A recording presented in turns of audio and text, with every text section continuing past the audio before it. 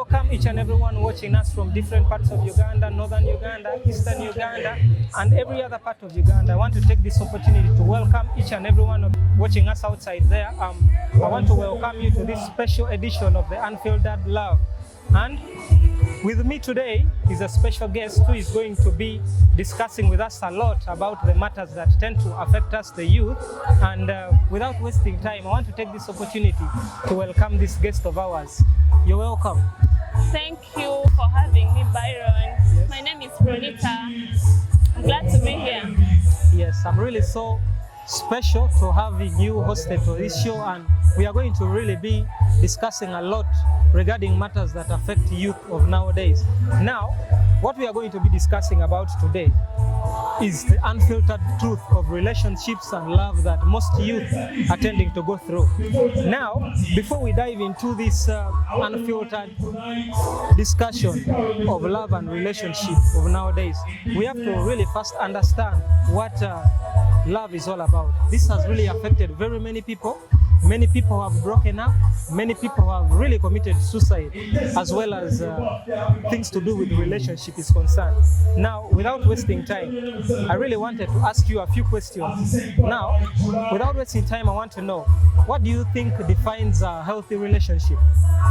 To me, a healthy relationship is built on mutual respect and communication. And also two people, two partners being there without judging each other and solving disagreements as a team. Because that's like, if you don't solve disagreements, you're going to break up. If there's no communication, there's no relationship. Well, another thing I would love to ask you is, why do you think most youth don't tend to last long in a relationship? To me, most youth don't last in relationship. One, when there is no communication, because you find these days, like, you be in a relationship with someone, and then at first, like in the first 2 weeks, the communication is okay. Then after some time, there is a gap.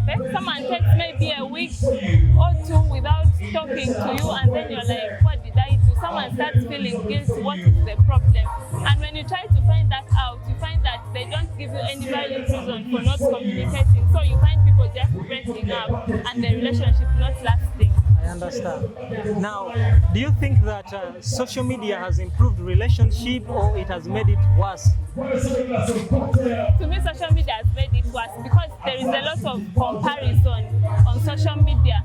You find people posting themselves, and then the other one comes like, okay, my man is giving me this, and then the other one is like, he's not even giving me that. You see, it has made it worse. There is a lot of comparison, there is a lot of pressure on social media when it comes to relationships. So it has really, really made it worse.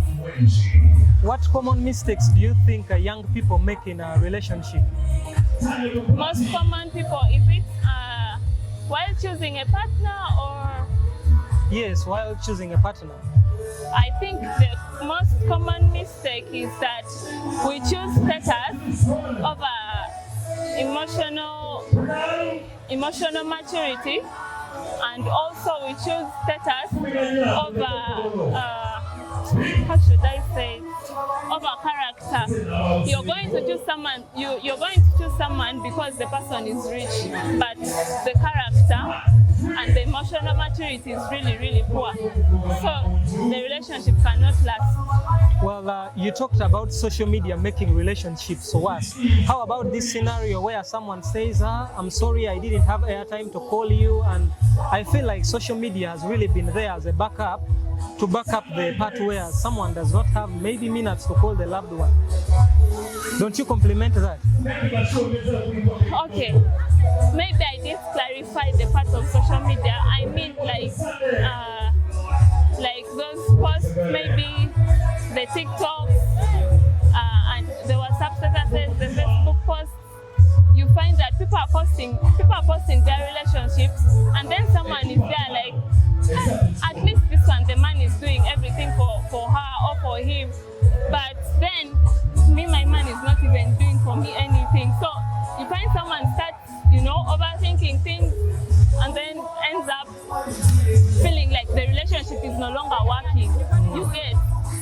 So they end up breaking up or the relationship just stops. Someone just leaves because the other one is doing something for their girlfriend and yours is not doing anything for you.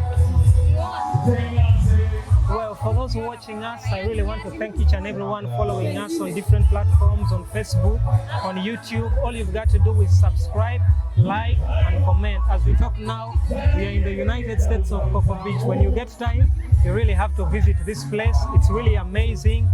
Very many things are going on here. It's some sort of refreshment for each and everyone here. As I talk now, we are right here and each and everything seems to be going on well. Now we are going to be going on a short commercial break. We are going to be back shortly.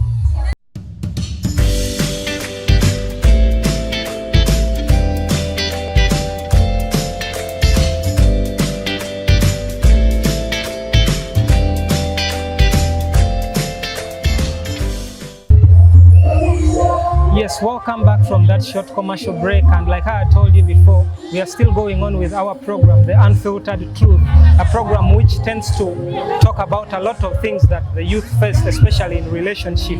Welcome you back to this second segment of the show, and in this second segment we are going to be breaking down heartbreak. Well, before we talk about heartbreak, Ronit, have you ever experienced heartbreak? Yes. I've ever experienced heartbreak. Actually, it was worse when my 8 years relationship ended. What was your experience about it? How did you feel about it? I was depressed because it was a lot of time. 8 years knowing someone and then it just ends like that it was very bad, but I'm okay. Things happen, so it ended and I moved on. Yeah. What is the most embarrassing moment of your life? The most embarrassing moment in my life was trying to make excuses just to go and see this person and then they are not there. Like, they just don't want to see you. I had to make excuses just to go and see this person, and then the person just disappears and is not there, it's not seen. It was so embarrassing for me. Why do you think there are more heartbreaks nowadays than they were before? Nowadays, I think there are more heartbreaks because people have alternatives. Yes, you find maybe you're with someone and then this person also has a backup. So if this one ends, they don't mind. They go to the next. Yeah, that's what I think. People have alternatives and there are very many. So if this one ends, they don't really care that it has ended. They just move on to the next. How do you think someone can know that this relationship is no longer healthy? When there is no peace, when you no longer have peace in the relationship, there is distance, the communication is no longer the same, like it's not actually just there. So just know the relationship is no longer healthy. What advice would you give to someone who has just recently experienced heartbreaks? Personally, I would say that the person should allow themselves to feel the pain because things happen, and then they should focus more on rediscovering themselves than just, thinking about everything. It happens, you have to think about it, but you have to discover yourself. You have to know your worth. Just feel the pain and discover yourself. That's all I can say. Okay. Do you think it is okay to remain friends with an ex after a breakup? It depends. If there's no emotional attachment, it is okay. But if there is emotional attachment, I don't think you should remain friends with your ex. It's not proper for me. Unless you don't have emotional attachment. But if that emotional attachment is there, just don't do it. Yeah. We are all different people. We know ourselves differently. There is someone who is going to be friends with the ex and nothing happens. But there is that person who is going to be with the ex and then you find that they want to get back. You get? Understand. So, yeah. Have you ever been in a long distance relationship with your partner and you're this kind of person who is really overthinking every time about what could be going on behind the scenes each time you're not hearing from your loved one? Yes, I've ever been in a long distance relationship, and personally I'm an overthinker. I overthink everything. I can be here and be like, maybe even he's there with someone else and I'm here, he's not even talking to me. It has been like 2 hours, someone has not said good morning. Maybe if they are saying good morning to someone else again, those things come, Long distance relationships are always like that. I don't know, if someone is not an overthinker, me I'm going to overthink everything. Well, in your opinion, who do you think suffers a lot to recover from breakup? A man or a woman? I think it's a lady. A lady is not going to let go. A man can break up now and then go and, find someone else. But a lady can hold on to something for like months. Someone can hold on to the good memories, even if it was for 2 days. Someone is going to hold on, a lady is going to hold on to those memories for long and even fail to move on, still thinking about the same person. So I think it is a lady. What role do you think communication plays in reducing misunderstandings and quarrels between loved ones? Communication is a lot, it is a big thing, and it is very important in relationships. If there is no communication, there is no clarity. Where there is communication, it is going to reduce insecurities, it's going to clear misunderstandings and a lot of things. So communication plays a lot of roles in relationships, and it is very, very important. Do you think that love alone can sustain a relationship without respect and commitment? To me, love is a feeling, but respect, commitment and effort is the real structure. So love alone cannot sustain a relationship without effort, without commitment, and without respect. Do you think that there's any difference between emotional love and dependence? Emotional love, actually emotional dependence is like someone telling you, I need you because I cannot feel whole without you. But emotional love is like someone saying, I choose you because you add value to my life. Yeah. To me, that is basically the difference between genuine love, and emotional dependence.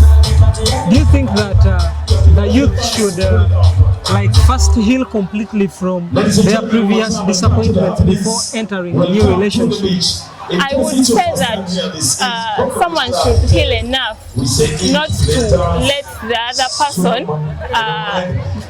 get punished because of what the ex did. You get literally, healing is a process, it's an ongoing process. So you should heal enough not to punish the other one because of what the ex did. So just heal enough before you get into a new relationship.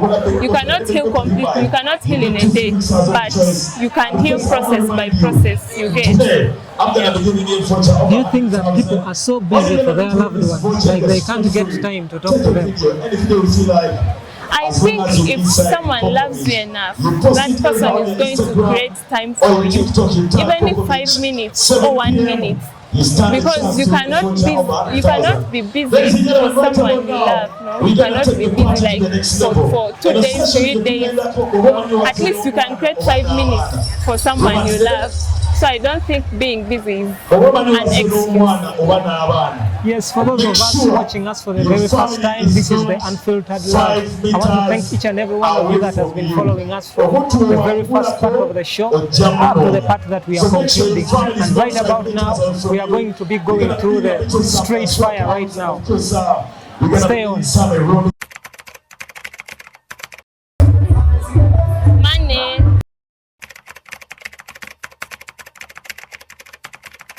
No.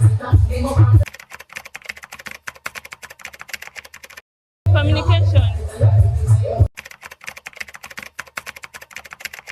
Yes. No. Children before marriage.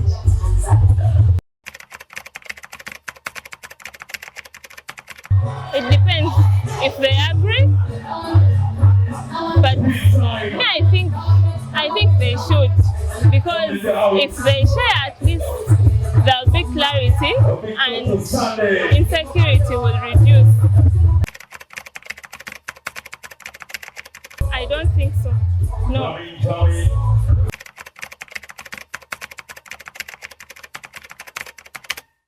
It can't.